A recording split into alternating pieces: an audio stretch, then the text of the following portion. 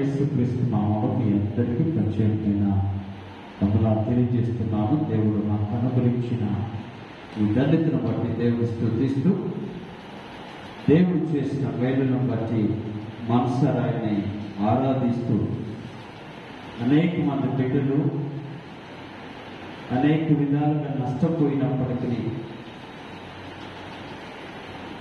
దేవుడు మనలను కాచి కాపాడి సంరక్షించి మన అవసరతలు తీరుస్తున్న దేవునికి ఒక్కసారి చేతులు ఎత్తి స్తుతులు చేద్దాం. ఉదయకాల సమయంలో నేను ఒక మాట మీతో చెప్పాలని ఆశపడుతున్నాను. పరిశుద్ధ గ్రంథముల నుండి లూకా సువార్తమానము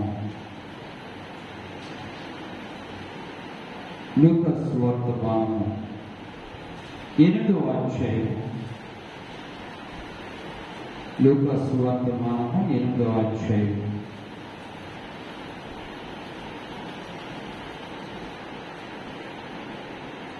52వ వచనం చదువుతున్నాను. జాగ్రత్తగా ఆలోచించేద్దాం. అందరూ ఆమె నిమిత్తమై ఏడ్చుచు రొమ్ము కొట్టుకొనుచుండగా ఆయన వారితో, ఏడవవద్దు, ఆమె నిద్రించుచున్నదే గాని చనిపోలేదని చెప్పాను. చిన్న ప్రార్థన చేసుకుంటా. ఈ ఉదయకాల సమయంలో నీ చుట్టూ ఉన్న వారి పరిస్థితి ఇదేనేమో.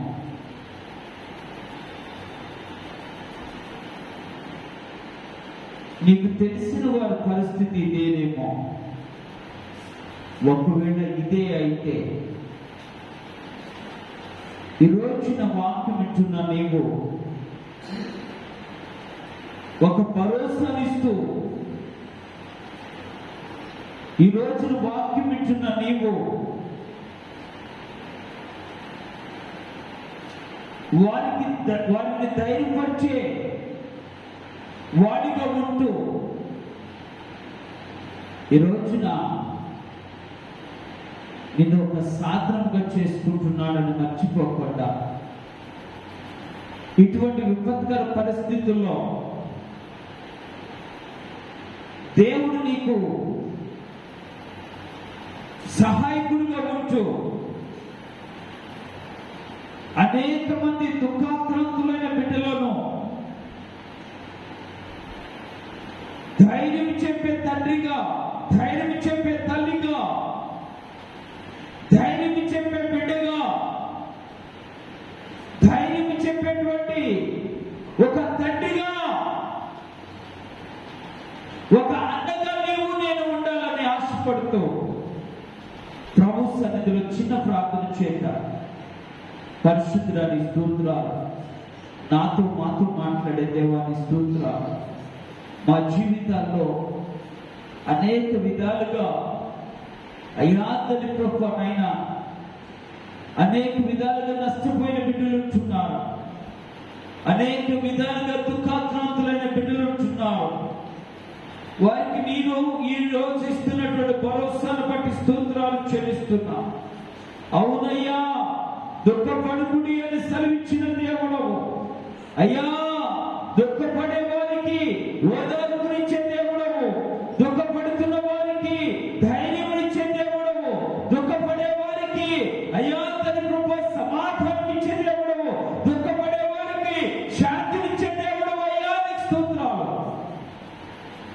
ఈ ఉదయకాల సమయంలో ఈ వాక్యం ద్వారా మా అందరితో మాట్లాడి మహిమగంత ప్రభావాలు పొందుకోమని యేసు నామములో ప్రార్థించి వేడుకుంటున్నాం పరమ తండ్రి. ఆమేన్. హల్లెలూయా, హల్లెలూయా, హల్లెలూయా.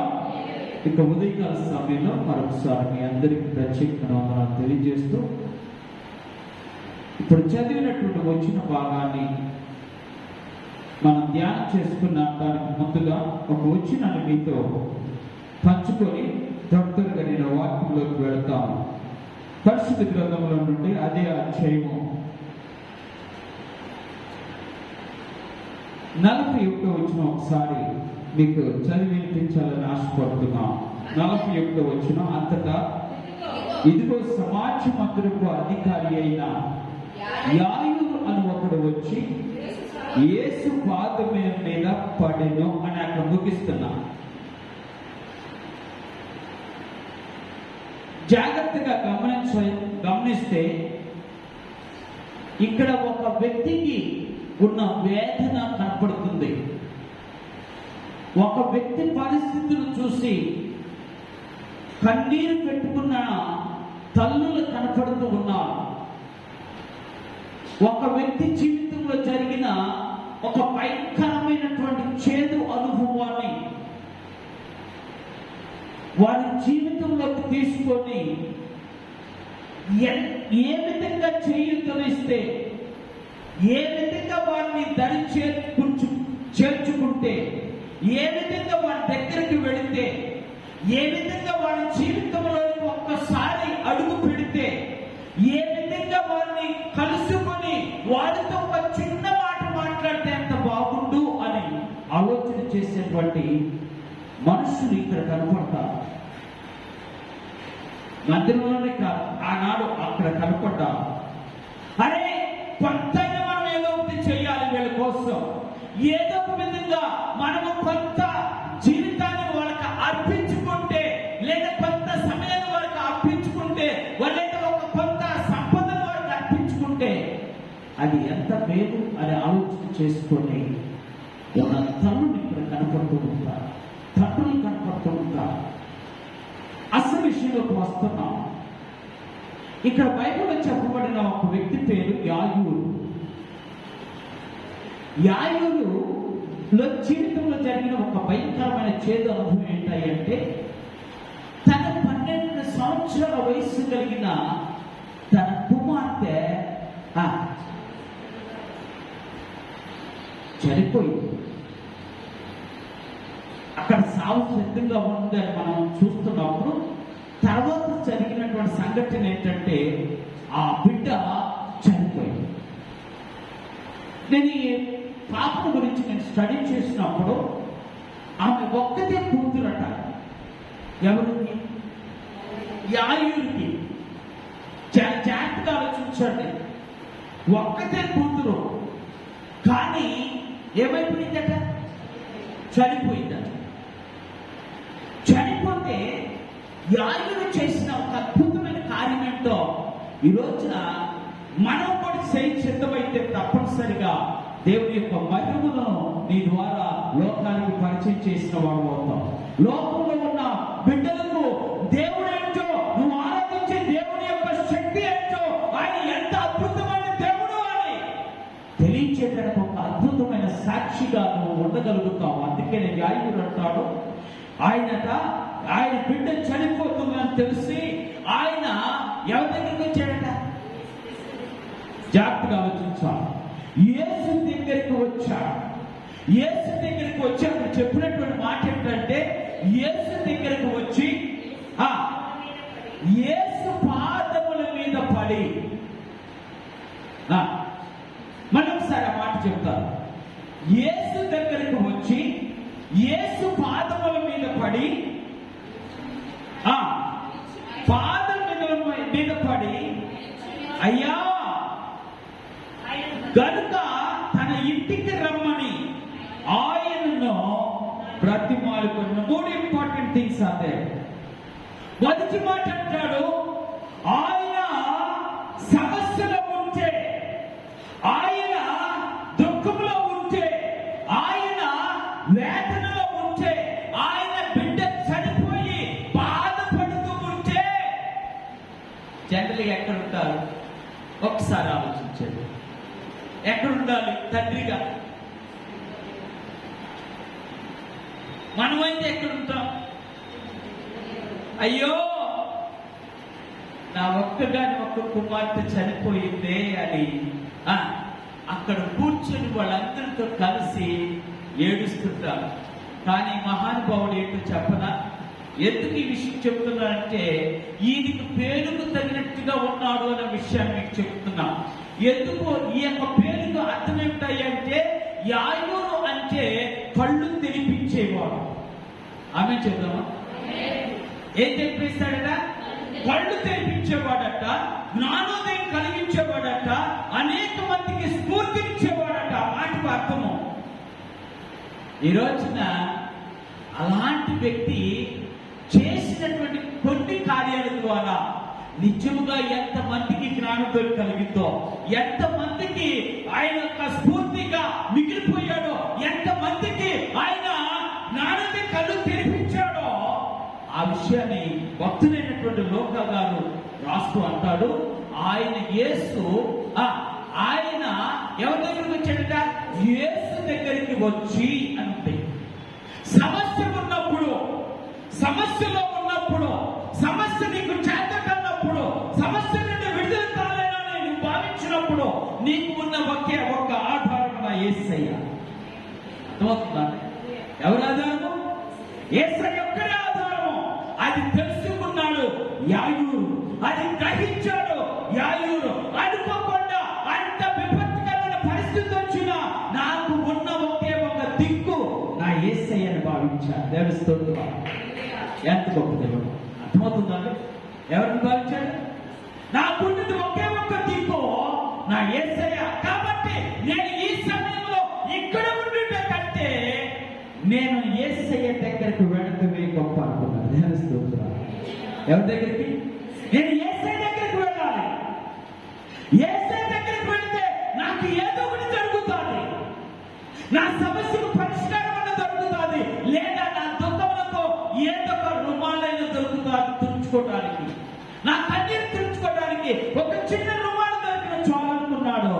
ఆయన ఎవరి దగ్గరికి వచ్చాడు? ఈ రోజున ఎందుకు విషయం చెప్తున్నా అంటే, నీ సమస్య పోవటానికి నీకు దిక్కైన వాడు యేసయ్యే. నీ సమస్యను పరిష్కరించడానికి నీకు ఉన్నవాడు, కన్నవాడు, కట్టుకున్నవాడు ఎవరు చేయకపోయినా నా యేసయ్య మాత్రము నీకు తప్పనిసరిగా చేస్తాడు. అందుకని ఏం చేయాలట? సమస్య ఉన్నప్పుడు చూసారా, అందరు కష్టాల్లో ఉన్నారు, కష్టం లేని వారు కూడా ఇల్లులో ఉన్నారు. ఎంత భయంకరమో కదా! అర్థమైంది మీకు? కష్టంలో ఉన్నవారు వాళ్ళున్నారు, వాటికి ఒక అర్థం ఉంది. కానీ కష్టం లేని వారు కూడా ఒక చిన్న ఏంటండి తుప్పరు లేదా, కొట్టుకుపోయి నీళ్ళు కాదుగా, అవునా? కాదుగా, చిన్న తుప్పరు లేక నేను అనుకున్న వచ్చేటప్పుడు ఒకవేళ నా తల తడిస్తే ఏంటండి, తల తడిస్తే టవల్ తెప్పించుకుందాం అనుకున్నాం. కానీ తలలో నుండి నీళ్లు బయటకు రాలేదు. దేవుని స్తోత్రం. అర్థమైందా మీకు? ఎక్కడి నుంచి తడిస్తే ఏమవుతుంది? నీళ్లు కారాలి కదా. ఇంత మంచి అవకాశం ఇచ్చిన దేవుడు ఈ రోజున నీవు ఆరాధించలేకపోవడానికి కారణము, నీవు స్తుతించలేకపోవడానికి కారణం ఏమిటంటే నువ్వు సమస్యను చూస్తున్నావు, కానీ ఆయన సమస్యను పరిష్కరించగలిగిన దేవుని వైపు నువ్వు చూడలేకపోతున్నావు, దేవుని దగ్గరికి నువ్వు రాలేకపోతున్నావు. అందుకని ఈ యొక్క ఉదయకాల సమయంలో దేవుని దగ్గరికి వస్తే నీ దేవుడు నీ సమస్యకు పరిష్కారము చూపిస్తాడు. సమస్యకు పరిష్కారం చూపిస్తాడు. అందుకని ఆయన ఎక్కడ ఆలోచన చేయాల, ఎవరి గురించి ఆలోచన చేయాల, జరుగుతున్న పరిస్థితిని బట్టి కూడా ఏం ఆలోచన చేయాల. మనం కనుక ఒకవేళ ఇంట్లో శవం పెట్టుకొని, ఏంటంటే ఇంట్లో శవం పెట్టుకొని నువ్వు బయటకు వస్తే ఏమంటారు? నిన్ను ఏమంటారు? అదేంటే ఇంట్లో శవం పెట్టుకుని నువ్వు వచ్చి పెట్టాయా, నువ్వు వచ్చేవేంటి అంటారంట. అంటే మనం అసలుకే మన మనుషులు కాదు. మొగుడు కొట్టిన దెబ్బల కంటే తోడుకాడు తొలగి చూసిన నొప్పి ఎక్కువ కదూ, అవును కదా?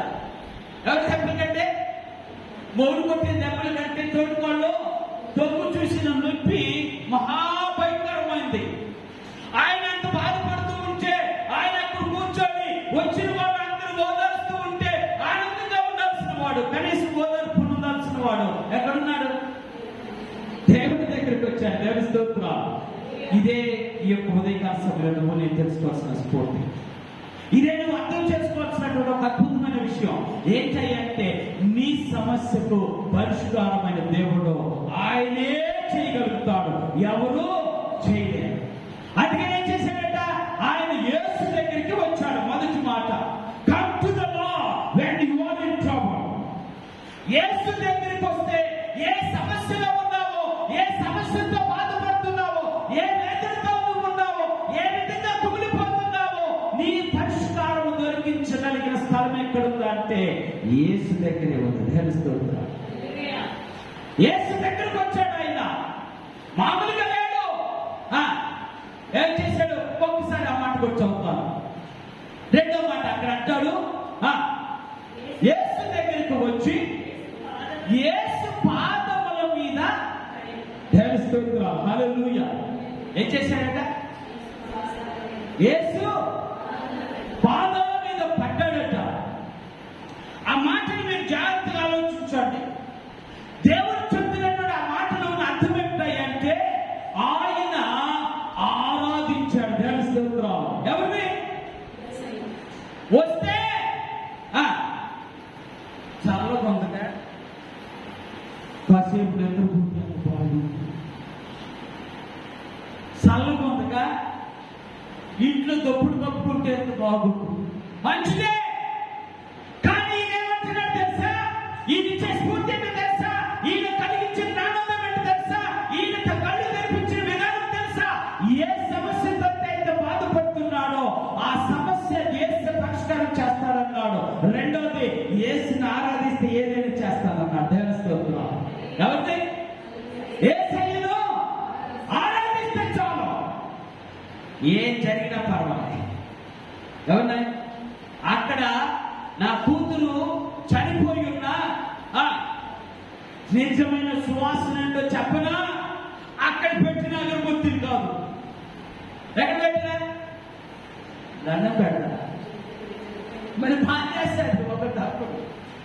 చనిపోయిన వాళ్ళ దగ్గర అగరబత్తులు ఎందుకు పెడతారు తెలుసా మీకు? తెలియదు కదా? చెప్పండి ఎవరైనా. చనిపోయిన దగ్గర అగరబత్తులు సువాసనగా ఎవరికి అర్థమవుతుందని వాళ్ళు ఎప్పుడు అగరబత్తులు పెట్టేవాళ్ళంటే చనిపోయిన వచ్చి చనిపోయినానికి పెట్టడం కాదు. ఇప్పుడు మన వాళ్ళు చనిపోయిన వాళ్ళకి అగరబత్తులు వెలిగిస్తాం. చనిపోయిన వాళ్ళకి కాదు వాస్తవానికి అది. ఎందుకు అంటే చనిపోయిన చోటకి అనేకమైన ప్రాంతాల నుంచి అనేక మంది జనం వస్తారు కాబట్టి వాళ్ళ దగ్గర ఉన్న తప్పు ఎదుటివాడికి తలంకొని పెడతారయ్యా బాబు. ఎదుటివాడికి చెడవాసన రాకుండా అది పెడతారు. ఇప్పుడు ఇల్లే పెడతారు. నేర్చి దగ్గర ఒక గ్లాసు పెట్టి ఆ గ్లాసులో కొన్ని బియ్యం పోసి ఆ బియ్యం 4 అగరత్తులు పెట్టి దాన్ని అగ్గి పొగతో వెలిగించి బాబోయ్ మళ్ళీ సూ సూ సూ.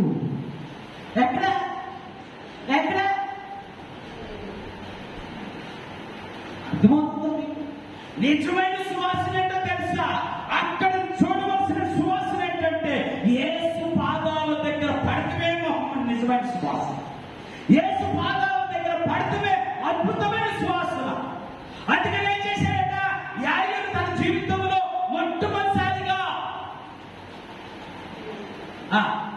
యేసు పాదాల దగ్గర పడ్డాడు. తెలుస్తూ నిజమైన ఆరాధకుడికి మార్చబడ్డాడు. ఎందుకంటేనేమో ఈయన బాగా మంది ధర్మశాస్త్ర విషయంలో మంచి ప్రావీణ్యత కలిగిన వాడు, ధర్మశాస్త్రం బాగా ఎరిగిన వాడు, ఆయన సమాజ మందిరపు యొక్క అధికారి. He's the president of the synagogue, but he doesn't know how to worship the Lord. అర్థమవుతుందా? ఆయనకి ఆరాధించిన అప్పుడు వరకే తెలియదు. కానీ ఆయన ఇప్పుడు సమస్య ఉంటే సమస్యను చూడకూడదు, సమస్య పరిష్కరించే దేవుని చూడాలి. రెండవది, సమస్య ఉంటే ఈ అగరబత్తుల వాసన కాదు, నా ఆరాధన ఒక గొప్ప వాసనగా మార్చబడాలి అనుకున్నాను. ఎవరు ఆరాధన? అందుకే ఏం చేశాడు? యేసుక్రీస్తు పాదాల యొద్ద మాటను విని మూడో మాట చెప్తా అంటాడు. అక్కడ అంటాడు, ఒక్కసారి ఆలోచించేస్తాను. అక్కడ అంటాడు, ఆయనను స్తోత్రాలు హల్లెలూయా ఏం చేశాడట? బ్రతిమలాడుకున్నాడట. ఏంటి బ్రతిమలాడుకోవడం అంటే మన భాషలో ప్రాధేయపడుతున్నాడు. ప్రార్థనలో ఏం పెడుతున్నాడు? ప్రాధేయపడుతున్నాడు. పాదాల దగ్గర పడుతున్నాయి ఒక వ్యక్తి అయితే, ప్రభు పాదాల దగ్గర పడిన వాడు ప్రార్థించడం మరొక ఎత్తు. దేవుని స్తోత్రం. సమస్య ఉంటే ఎవరి పాదాల దగ్గర పడతాం కానీ ప్రార్థించాలి. అర్థమైంది ఏంటంటే, సమస్య ఉంటే ఎవరు పాదాల దగ్గర పడతాం కానీ ఏం చెయ్యవు. మనకున్నటువంటి తెలివి ఎంత తెలివి, గొప్ప తెలివి చెప్పరా? మనకి సమస్య ఉంటే పక్కన గురించి అమ్మ మా కోసం ప్రార్థన చేయాలి కదా, మా కోసం ప్రార్థన చేయండి అంటారా? వెరీ గుడ్, మంచిదే. కానీ మనం నువ్వు ప్రార్థన చేయాలి. నువ్వు చేయగలుగుతా, నువ్వు ప్రార్థన చేయాలి. సమస్య ఎవరిది? కన్నీళ్ళు వచ్చేది ఎవరికి? వ్యాధి ఎవరికి కలుగుతుంది? బాధలు ఎంతమంది వ్యాధులు చెబుతున్నారు, అనేకమైన కష్టాలు అనిపిస్తున్నారు కదా. ఈ రోజు దేవుడు మాట్లాడుతున్న మాట ఏంటంటే, కష్టములో నీకు అండగా ఉండేది నీ కన్నీరే. దేవుని స్తోత్రాలు. ఏం చేస్తారు? కన్నీరు నీకు అంటే ఏంటి? ప్రార్థనలో కన్నీరు కాలిస్తే ప్రార్థన ఆయనకి ఎంత అద్భుతమైందో. అందుకనే యాయులు వచ్చి ఆయా యేసు దగ్గరకు వచ్చి నా దిక్కు నువ్వే. రెండవది యాయులు వచ్చి నా ఆరాధన నీకే, నా ఆరాధన నీకే. మూడవది ఆయన యేసు దగ్గరికి వచ్చి ఆయన ఖాళీగా కూర్చొని ఒత్తి ఆరాధన చేసి వెళ్ళిపోతుందా, ఆయన ప్రార్థించడం నీకే. ప్రార్థన చేస్తా, నాకు ఎవరు ప్రార్థన అవసరం? ఎవరికి? అర్థమైందా? యేసయ్యకి ప్రార్థన చేస్తే యేసయ్యకి ప్రార్థన చేస్తే ప్రతిఫలం నీ సొంతం అవుతుంది. దేవస్థానం ప్రార్థన చేస్తే ప్రతిఫలం దొరుకుతుంది. ప్రార్థన చేస్తే దేవుని యొక్క ప్రతిఫలం నువ్వు చూడగలుగుతావు. అనేక మందికి నువ్వు కనువిప్పు కలిగించగలుగుతావు. అనేక మందిని కన్నీరును నువ్వు తొలగగలుగుతావు. అనేక మంది జీవితాల్లో అద్భుతమైనటువంటి వేదన ఉన్నా కూడా ఆ వేదన నీ ప్రార్థనలో కొట్టుకుపోతుంది. దేవస్థానం అర్థమవుతుందా? ఏం కొట్టుకుపోతుంది? ప్రార్థనలో నీ వేదన ఏమైపోయింది? కొట్టుకుపోతుంది. యేసయ్య దగ్గరకు వచ్చాడు, యేసయ్యను ఆరాధించాడు, యేసయ్యకే ప్రార్థన చేశాడు. జాగ్రత్తగా ఆలోచించాడు. యేసయ్యకే ప్రార్థన చేశాడు. తర్వాత జరిగినటువంటి విషయాన్ని గురించి ఆయన ఏమని బ్రతిమలాడుకున్నాడో ఒకసారి ఆ వచ్చిన చదువుతాను. జాగ్రత్తగా ఆలోచించేద్దాం.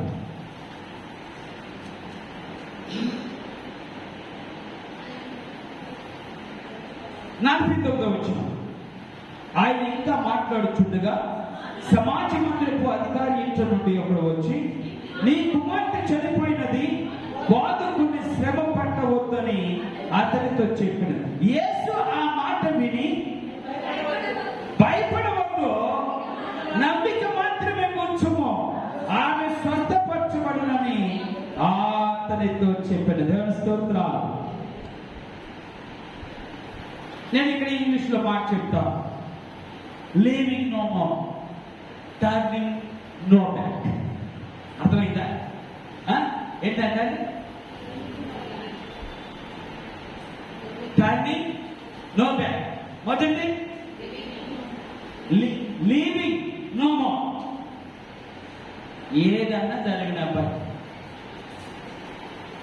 యేసయ్య దగ్గరికి వచ్చానా, యేసయ్యని ఆరాధించానా, యేసయ్యకి ప్రార్థన చేశానా?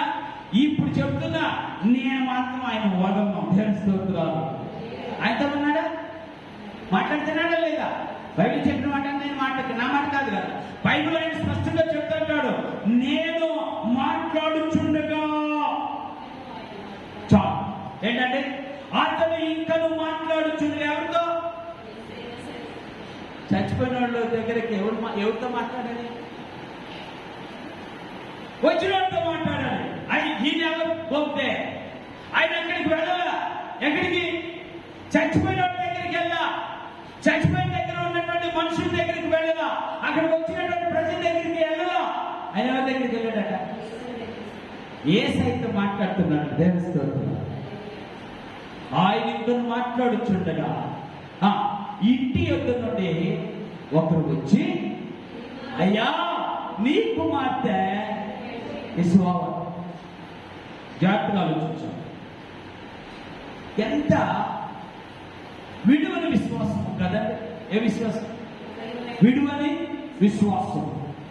ఎంత బాధపడుతున్నాడో, కానీ విశ్వాసం మాత్రం ఏ మాత్రం కూడా సరిపోవాలి.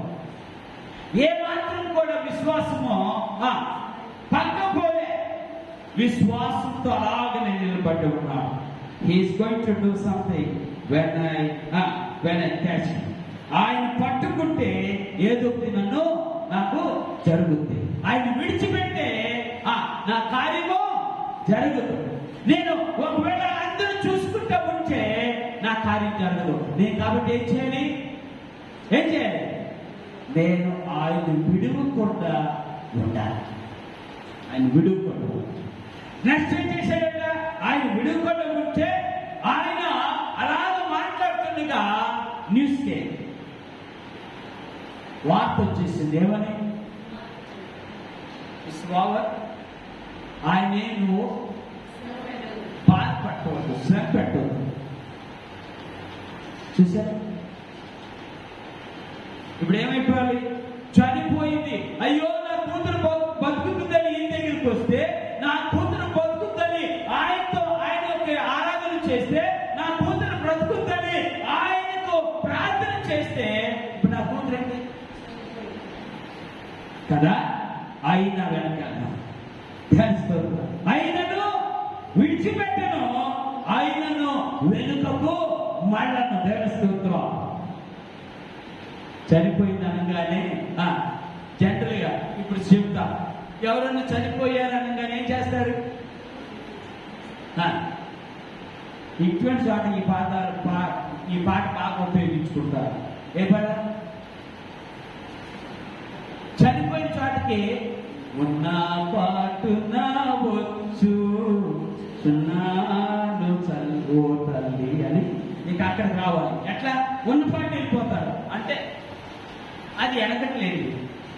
మరి ఇప్పుడు ఉన్న పాటని ఎడగతున్నానని మీరు అన్నారు అనుకో, ఆగవే కొంచెం పౌడర్ రాసుకోండి. ఆగు, కొంచెం చీర కట్టుకుంటున్నా, మంచి చీర కదా. బట్టలు వేసుకోలే వస్తున్నా. నేను బట్టలు వేసుకొని ఈయన బట్టలు వేసుకొని పౌడర్ రాసుకొని తల్లుకొని ఇవన్నీ చేసుకుంటూ వెళ్ళారు. ఎక్కడ టైమైతే అర్థమైంది. ఒక్కొక్క తల్లి దగ్గరికి అంటే నేను సమాధులు కూడా కార్యక్రమాలు కూడా చేస్తాగా, సమాధుల కార్యక్రమం చేస్తాగా. ఒక్కొక్క తల్లి ఏడ్చుకుంటున్నటువంటి ఆ కుటుంబం దగ్గరకు వచ్చి వత్త పౌడర్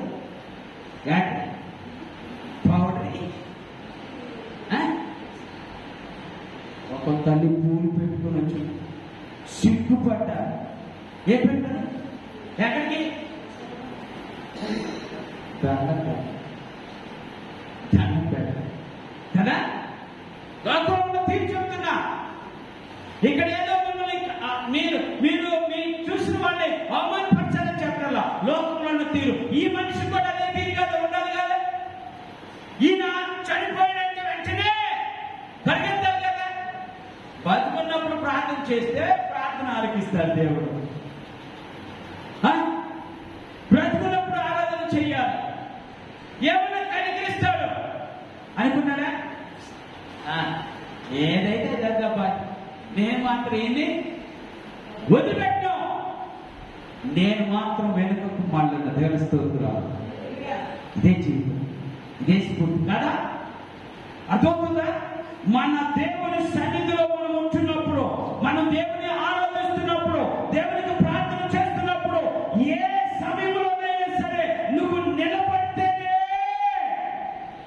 దేవుని కార్యాన్ని చూస్తావు. నువ్వు వెనుకమ్మ తిరక్క ఉంటేనే దేవుని కార్యాలను గ్రహించగలుగుతావు. అది చేశాడు ఆ మనిషి యాయు చేశాడు. అప్పుడు యేసు అంటున్నాడు, భయపడవద్దు. ఏం చేయాలి? దేవుని స్తోత్రం. ఇది అద్భుతమైనటువంటి సాధన. క్రైస్తవ జీవితంలో కార్యము చూడాలి అంటే, క్రైస్తవ జీవితంలో వేదనలు తాగాలి అంటే, క్రైస్తవ జీవితంలో బాధ పోవాలి అంటే, క్రైస్తవ జీవితంలో శ్రమను తట్టుకోవాలి అంటే, క్రైస్తవ జీవితంలో నీవు నేను ఉండాలి అంటే ఏం చేయాలి? భయపడకుండా నమ్మికొచ్చారు. తెలుస్తుంది అర్థమవుతుందా? ఏం చేయాలి? నమ్మిక ఉంచాలి. నమ్మిక ఉంచితే నా సమస్య పోదు. ధ్యానిస్తుంది. నమ్మిక ఉంచితే చనిపోయిన నా కుమార్తె బ్రతుకుంది. చనిపోయిన నా కుమార్తె బ్రతుకుంది. ఏం చేయాలి ఇప్పుడు? ఇది కదా స్ఫూర్తి, ఇది కదా జ్ఞానోదయం, ఇది కాదా మన జీవితాన్ని కళ్ళు తెరిపించడం. అందుకని మహాభక్తులైనటువంటి యాయుడు చెప్తున్నటువంటి మాట ఏంటంటే, నేను మాత్రం చనిపోయిందంటే నేను అక్కడికి వెళ్ళినా యేసు మాటకు లోబడ్డాడు. దేవుని స్తోత్రం. ఏమండి? యేసే చెప్పాడు, నమ్మిక ఉంచితే నీ కుటుంబం నాశనం కాదు. దేవుని స్తోత్రం. నమ్మిక ఉంచితే నీవు ఏమాత్రం కూడా దిగులు పడవు. నమ్మిక ఉంచితే ఏడవవు. నమ్మిక ఉంచితే నీ జీవితంలో కార్యాలు చూస్తా. ధ్యానిస్తుంది. అంతే. నమ్మిక ఉంచమన్నాడు. ఎప్పుడు నమ్మిక ఉంచమన్నాడు? బ్యాడ్ న్యూస్ చెడు వార్త చెవుల్లో పడింది, కానీ నమ్మికించాడు. ధ్యానిస్తుందా? అర్థమవుతుందండి? ఏ వార్త? చెడు వార్త. నీ కూతురు చనిపోయిందయ్యా పాపం, ఇంకా ఆయన ఎందుకు శ్రమపడతా, ఇంకెందుకు బతులాడతా రా అంటే ఆయన ఏమంటాడు? No, I want leave you. ఆయన వదిలిపెట్టను. నేను వెనుకకు తిరగను. నేను చేయాల్సిందల్లా ఒకటే, నేను నమ్మిక ఉంచాలి. నమ్మితే సమస్తము ఎవరికి? నమ్మినానికి. స్తోత్రం. నమ్మిన వారికి సమస్తము. నువ్వు నమ్మేవా? ఈ రోజు అదే సమస్యకు దేవుని పరిష్కారం. నువ్వు నమ్మేవా? నీ వేదనకు దేవుని పరిష్కారం. నువ్వు నమ్మేవా? నీ యొక్క దుఃఖములకు దేవుని పరిష్కారం. నువ్వు నమ్మేవా? నీ కార్యములకు దేవునికి పరిష్కారం. దేవుని స్తోత్రం.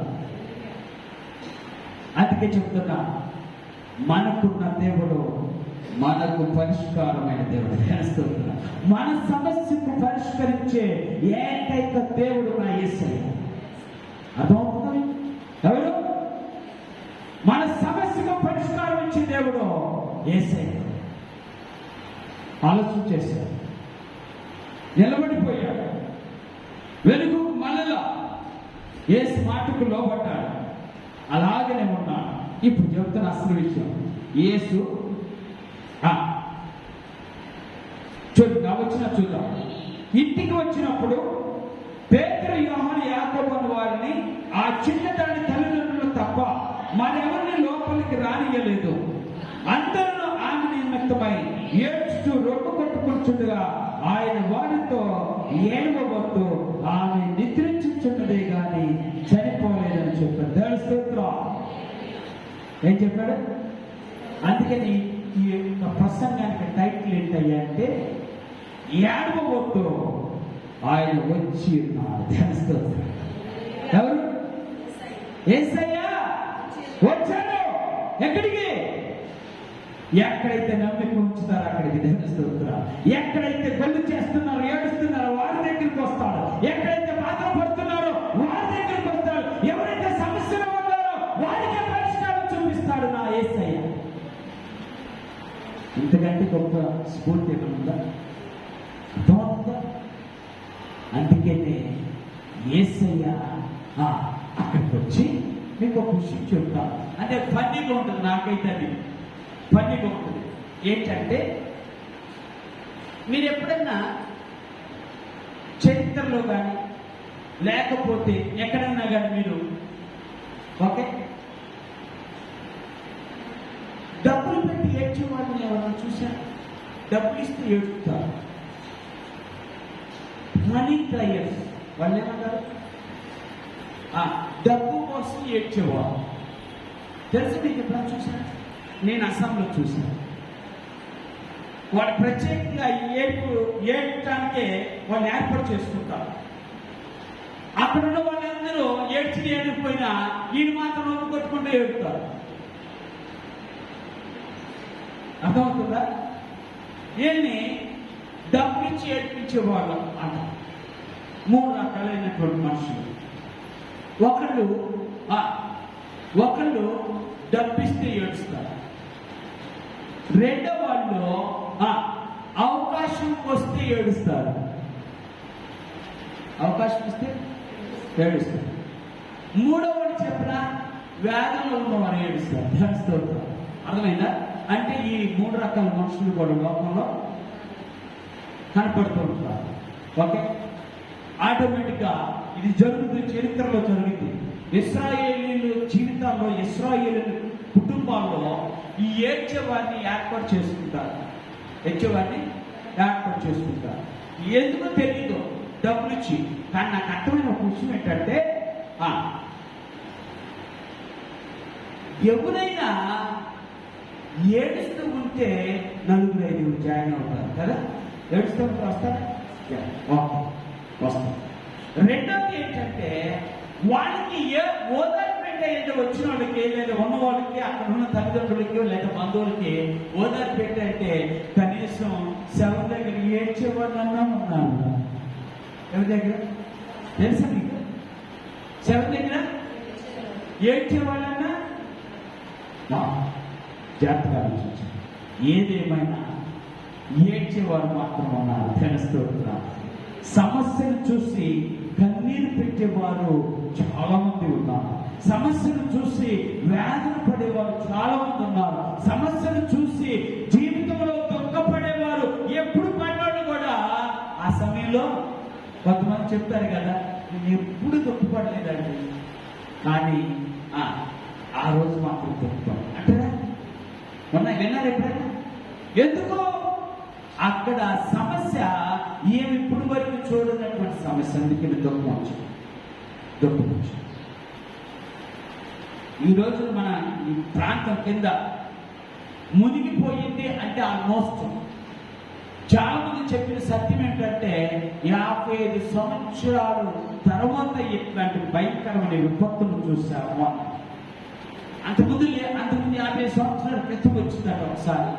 మళ్ళీ అంటే ఇక్కడ ఉన్నవాడు చాలా చూడలేదన్న నేత అంతేగా.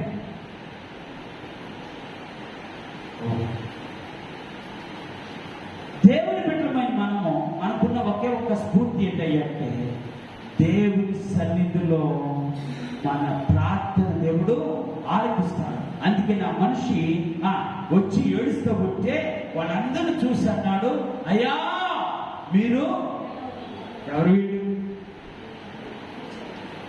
దుఃఖములు మునిగిపోయినవాడు, కోల్పోయి ఆవేదన పడుతున్నవాడు, ఎప్పుడు ఓదార్చలేనటువంటి ఓదార్పును వారు పొందడానికి కూడా అవకాశం లేక బాధపడుతున్నవారు. ఈ రోజు దేవుడు వచ్చి మాట్లాడుతున్న మాట ఏంటంటే నువ్వు ఏడవద్దు, ఐఎమ్ హియర్, నేను వచ్చాను, నేను ఇక్కడ ఉన్నాను, నువ్వు ఏడవకుండా ఉండు, నీ కార్యాన్ని దేవుడు అర్థమవుతుందా? అందుకనే బైబిల్లో మాట భలే ఆశ్చర్యస్తున్నాం. ఏమనంటే ఒక్కసారి వచ్చి చూడడానికి అర్థమవుతుంది. తెస్సలోనికీ రాసిన మొదటి పత్రిక 4:13 నా కోసం ఎవరో ఒకసారి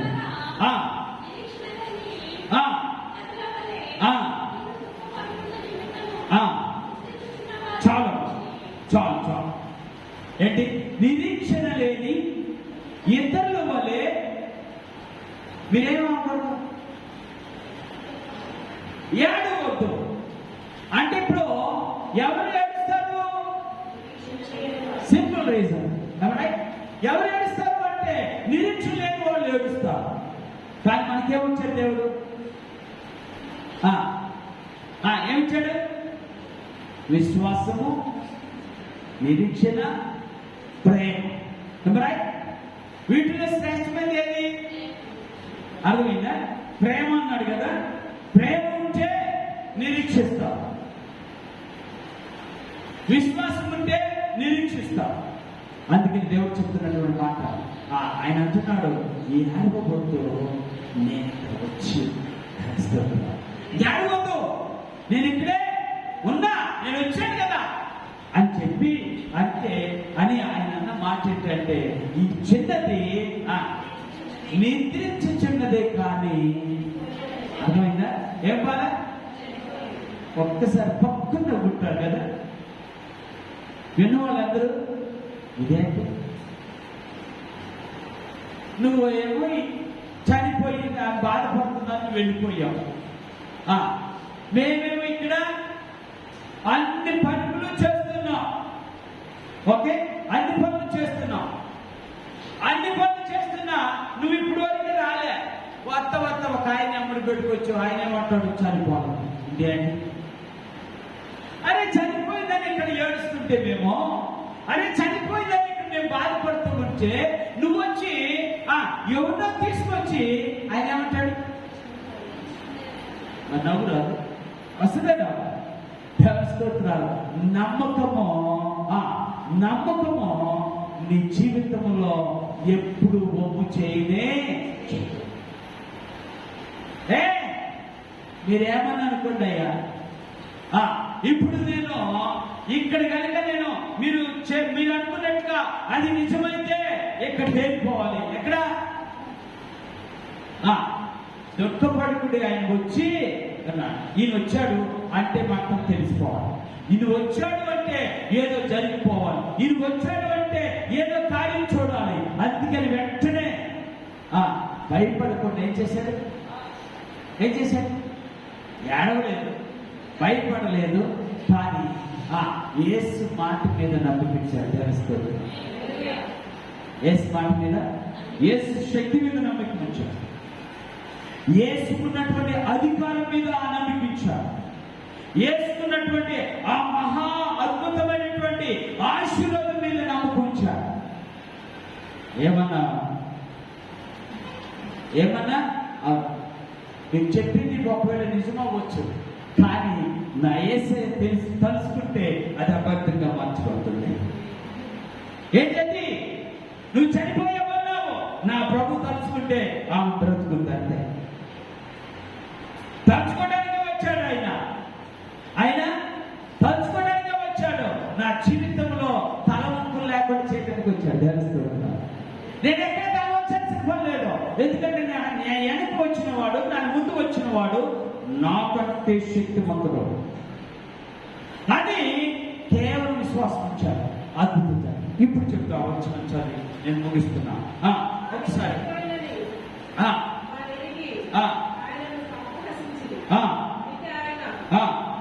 చేయి పట్టుకొని చిన్నదానా లెమ్మని చెప్పగా ఆమె ప్రాణం తిరిగి వచ్చింది కనుక వెంటనే ఆమె లేచను. అప్పుడు ఆయన ఆమెకు భోజనము పెట్టుడని ఆజ్ఞాపించిన. దేవుని స్తోత్రం. ఆమె తల్లిదండ్రులు విషయమై మందిరి అంతటా ఆయన జరిగినది ఎవరితో చెప్పవద్దని ఆజ్ఞాపించారు. దేవుని స్తోత్రం. ఏమన్నాడు? మీరు జాగ్రత్తగా ఆలోచన చదివితే దేవుడు చెప్తున్నటువంటి మాట ఏంటంటే, ఆయన చిన్నది చనిపోయిందని అక్కడికి వచ్చి చెయ్యి పట్టుకొని లేదా ఏం చదువు నో హ్యాండ్ బట్ వర్డ్. దేవుని స్తోత్రం. చెయ్యములా మాట సెలవిచ్చాడు. దేవుని స్తోత్రం. మాట సెలవిస్తే మరణమైనటువంటి ఆ యొక్క బాడీలోకి జీవం ప్రవేశించింది. దేవుని స్తోత్రం. నేను ఆ బాడీలో ప్రవేశించగా నీవు నేను జీవిస్తున్నప్పుడు ఆ జీవం ఉన్న మనలో పోయినా కూడా దేవుడు ఏం చేస్తాడు? ఆ జీవాన్ని మరలా మనకు దయచేస్తాడు. దేవుడితో ఏం ఆలోచించాడు? ఈరోజు ఎందుకు విషయం చెప్తున్నట్టు ఆయన వచ్చాడా నీ జీవితం అద్భుతమే, నీ జీవితం అద్భుతం. అందుకని ఆయన వెంటనే చెప్పిన మాట, అయ్యా 5 మాటలు చెప్తాను. మాటలు ఒకటి, అయ్యా నేను నీ దగ్గరికి వచ్చా. ఎవరి దగ్గరికి వెళ్ళా? రెండవది, నిన్నే ఆరాధించా. ఎవరిని ఆరాధించలా? మూడవది, నీకే ప్రార్థన చేశా. నాలుగవది, నేను వెనుకకు వెళ్ళలా. ఐదవది, నిన్ను విడిచిపెట్టలా. అర్థమవుతుందా? ఏం చేయలే? సమస్య ఉన్న ఈ అన్ని పనులు చేశారు. సమస్య ఉన్న ఈ అన్నిటి మీద నమ్మిక ఉంచారు. సమస్య ఉన్న నాకు నీవే పరిష్కారం అని భావించాను. సమస్య ఉన్న నా దుఃఖమునకు ఓదార్పు అక్కడున్నవారు కాదని భావించా, నువ్వే అనుకున్నా. కాబట్టి ఏం చేశాను? నీ దగ్గరకు వచ్చాను. ఇప్పుడు నువ్వేం చేశావు? నా దగ్గరికి వచ్చావు. తెలుస్తుందా? అర్థమవుతుందండి? ఎవరి దగ్గరికి వచ్చాడు? ఇప్పుడు చెప్తా. మళ్ళీ 5 మాటలు మీరు చేస్తాను. ఎవరి దగ్గరికి వచ్చాడు? ఆయన యేసు దగ్గరికి వచ్చాడు. ఇప్పుడు యేసు ఎవరి దగ్గరికి వచ్చాడు? ఆయన దగ్గరికి వచ్చాడు. రెండవది, ఇప్పుడు యేసు ప్రార్థన చేశాడు, ఆరాధన చేశాడు. ఇప్పుడు ఈయన చేస్తున్నాడు, ప్రార్థన చేస్తున్నాడు. చిన్నదానా ఎంత గొప్ప! అందుకే చెప్తాను, నేను ఎప్పుడు చెప్తా, చిన్న ప్రార్థన, విశ్వాసంతో కూడిన ప్రార్థన. ఏ ప్రార్థన? విశ్వాసంతో కూడిన చిన్న ప్రార్థన, ఆత్మ నడిపింపుతో కూడిన చిన్న ప్రార్థన నీకు గొప్ప ఆశీర్వాదాలు తీసేసి. ఎంత గొప్ప ఆశీర్వాదం అంటే, చనిపోయిన తల్లి, చనిపోయిన బిడ్డ ఇప్పుడు ఏమైపోయింది? చిన్నదానా లేపు అనగానే లేచిపోయింది. చూసారా? అర్థమవుతుందా? నా దేవుడు తెలుసుకుంటే అసాధ్యమని చేస్తాం. మనమైతే ఏం చేస్తాం? సాధ్యమైన పనులే చేస్తాం కదా, అవునా కదా? ఇప్పుడు చెప్తా, సాధ్యమైన పనులు చేస్తాడు ఆయన యాయుడు. ఏంటి సాధ్యమైన పనులు అంటే? నేను వెళ్ళాలి. రెండోది, సాధ్యమైన పని అంటే నేను ఆరాధన చేయాలి. సాధ్యమైన పని ఏంటంటే నేను ప్రార్థన చేయాలి. సాధ్యమైన పని ఏంటంటే నా పని అయ్యేదాకా ఆయన వదిలిపెట్టుకొని ఉండాలి. సాధ్యమైన పని ఏంటంటే నేను వెనక్కి వెళ్ళకుండా అక్కడే నిలబడాలి. తెలుస్తూ సాధ్యం కాదు. మరి అసాధ్యమైంది ఏంటి? ఇప్పుడు చెప్తా. అసాధ్యమైంది ఏంటంటే పరలోకం నుండి దేవుడి దిగి రాదు. తెలుస్తుందా? అసాధ్యమైన పని ఏంటంటే శరీర ఆకారం ధరించుకొని మనుషుల మధ్య ఉండటము. నిజమైనటువంటి అసాధ్యమైన కార్యం ఏంటంటే ఆయన నీ ఇంటికి రావటం. తెలుస్తుందా? ఆయన ఇప్పుడు ఎవరి దగ్గరికి వచ్చాడు? ఎవరైతే ఆయన దగ్గరికి వచ్చారో ఆయన దగ్గరికి వచ్చాడు. నువ్వు వస్తే నీ దగ్గరికి వస్తాడు. అర్థమైందా? నువ్వు ఎట్లా వచ్చావు అట్లనే వస్తాడు. అంతే అంటే మీ భాషలో చెప్పనా? నువ్వు తొందరపడి వచ్చావంటే తొందరపడి వస్తాడు. నువ్వు లేట్ వస్తా. Simple reason. No question about it. అసలు దానికి ప్రశ్నించేది ఏముండదు. నువ్వు నిదానికి వస్తే ఆయన నిదానం, నువ్వు పరిగెత్తుకుంటూ వస్తే ఆయన పరిగెత్తుకుంటూ వస్తా. కాదా? నమ్మిన వాడు దేవుని స్తుతిద్దాం ఒకసారి. ఇన్ఫాక్ట్ వాస్తవానికి ఇది నిజం. నువ్వు ప్రార్థన చేస్తే ఆయన ఆనందించడమే కాదు, పరిష్కారం చూపిస్తాడు. నువ్వు ఆరాధన చేస్తే ఆనందించడమే కాదు, నిన్ను ఆనందింపు చేస్తాడు. నువ్వు విడిచిపెట్టుకోనంటే ఆయన ఎప్పుడు ఏంటన్నయ్యా దేవుడు నన్ను విడిచిపెట్టాడు. హాయ్ అబ్బాయి, నువ్వు చూసుకో ఒకసారి, నువ్వే దేవుడిని విడిచిపెట్టేవాడు. దేవుని అందుకనే ఆయన పట్టుకోడు. ఆయన మనం పట్టుకుంటే అట్లానే ఉండిపోతాడు. కానీ నువ్వు పట్టుకుంటే ఏం చేస్తావు? నీకు నొప్పి కలిగినప్పుడు వదిలేస్తావు, నీ బాధ కలిగినప్పుడు వదిలేస్తావు, నీకు కష్టం వచ్చినప్పుడు వదిలేస్తావు, నువ్వు అనుకున్న జరిగినప్పుడు వదిలేస్తావు. ఇప్పుడు ఎవరు పట్టుకుంటే బెటరు? యేసయ్య గారిని చేయండి.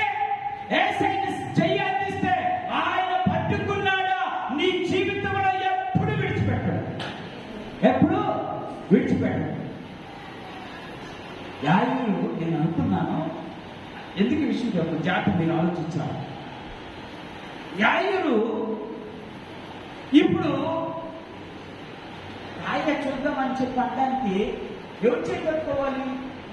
యేసయ్య చేపట్టుకున్నాడు. ఏమన్నా ఇప్పుడు సమస్య అక్కడ ఉందండి, సమస్య అక్కడ ఉంటే నేను వెళ్ళాలి. సమస్య తెలిసినాడు చేపట్టుకుంటే అతనా? నాకు ఇప్పుడు ఏమనిపిస్తుందండి, నేనే పట్టుకుంటా. ఎక్కడది? ఎక్కడ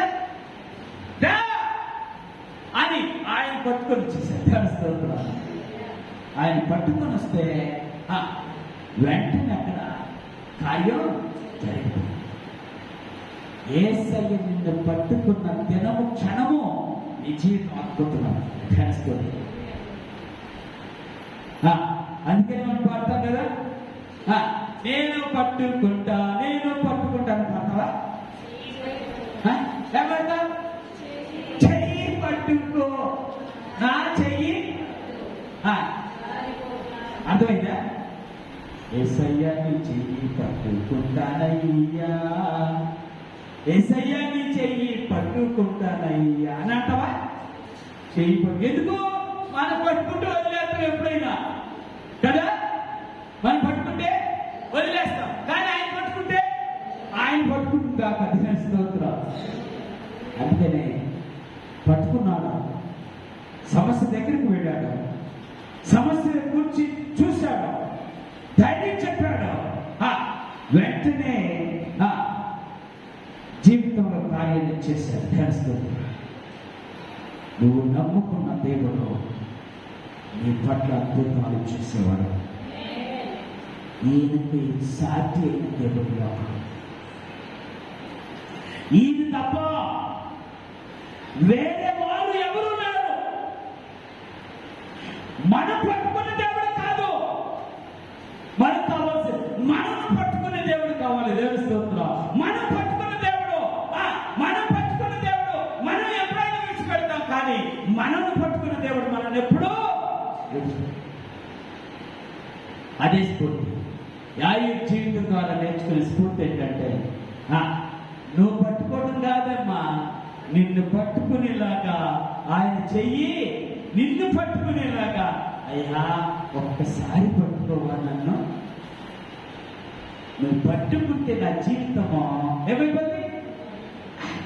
అద్భుతమైపోతుంది, అద్భుతమైపోతుంది.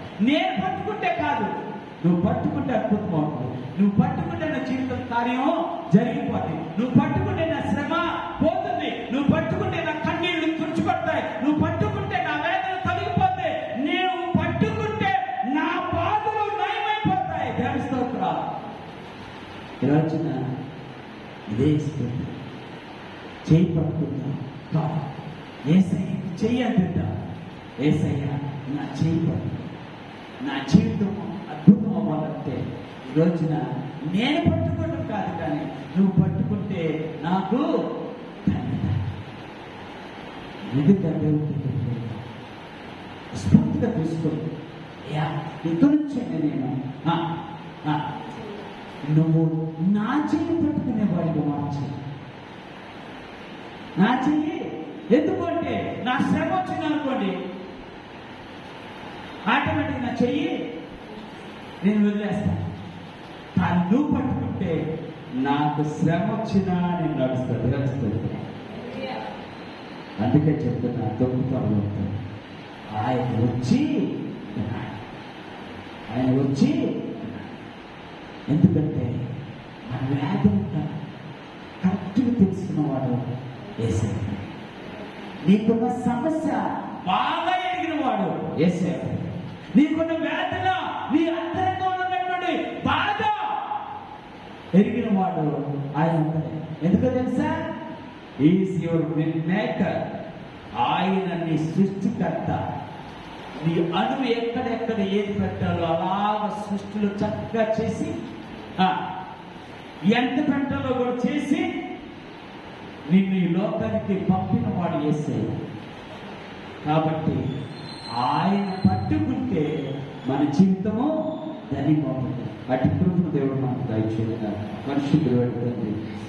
ఈ ఉదయకాల సభలో నాతో మాట్లాడిన శ్రేష్టమైన మాటలు బట్టి స్థుతిస్తున్నా. నీ కార్యము చూడాలంటే నీ ఎద్దకి రావాలి. నీ కార్యము చూడాలంటే నీకే ఆరాధన చేయాలి. నీ కార్యము చూడాలంటే నీకే ప్రార్థన చేయాలి. నీ కార్యము చూడాలంటే నేను నీతోనే ఉండాలి ప్రభువా. నీ కార్యము చూడాలి అంటే నేను వెనుకకు వెళ్ళిపోకూడదు. వెనుకకు వెళితే నీ కార్యం చూడలేదు. యా నా జీవితం నేను పట్టుకుంటే విడిచిపెడతా. ఎప్పుడు శ్రమ వస్తే అప్పుడు విడిచిపెడతా నేను. కానీ నువ్వు పట్టుకుంటే శ్రమలోనే నడిపించగలిగిన దేవుడు, శత్రువునైనా ఎదుర్కొనేలా చేసే దేవుడు, అయ్యా తన వేదన నుండి తొలగించగలిగిన దేవుడు. నా చెయ్యి పట్టుకొని ఈ భయంకర దినాల్లో నన్ను నడిపించి, నీ బిడ్డలు ఎంతో మంది బాధపడుతున్నారు. వారిని చెయ్యి పట్టుకో. వారు చెయ్యి అందించాలని కూడా ఆలోచన చేయలేనటువంటి పరిస్థితుల్లో ఉంటున్నారు.